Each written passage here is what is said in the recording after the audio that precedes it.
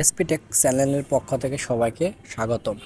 আজকে আমি দেখাবো বাদার ব্র্যান্ডের একটি সিঙ্গেল নিডেল মেশিন, যার মডেল S-7100A -405।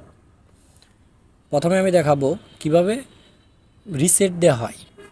যে প্রোগ্রামগুলো দেখাবো সেগুলো খুবই গুরুত্বপূর্ণ। ধৈর্য সহকারে ভিডিওটি দেখেন, অনেক উপকৃত হবেন। প্রথমে আমি স্পিডটা কমে নিচ্ছি, রিসেট দিব। রিসেট দিয়ে আপনাদের দেখাবো যে কীভাবে রিসেট দেওয়া হয়।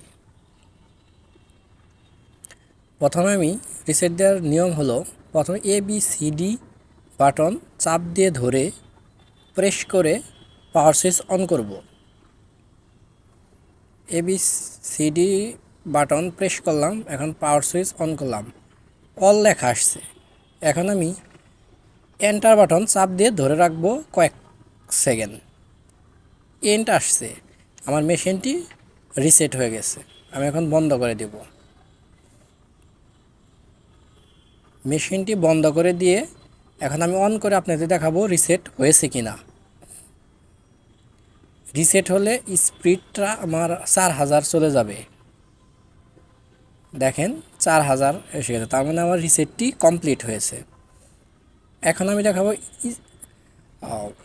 Counter, production counter. এখানে প্রোডাকশন কাউন্টার কিভাবে দিতে হয়, এখানে এটা হলো প্রোডাকশন কাউন্টার চিহ্ন।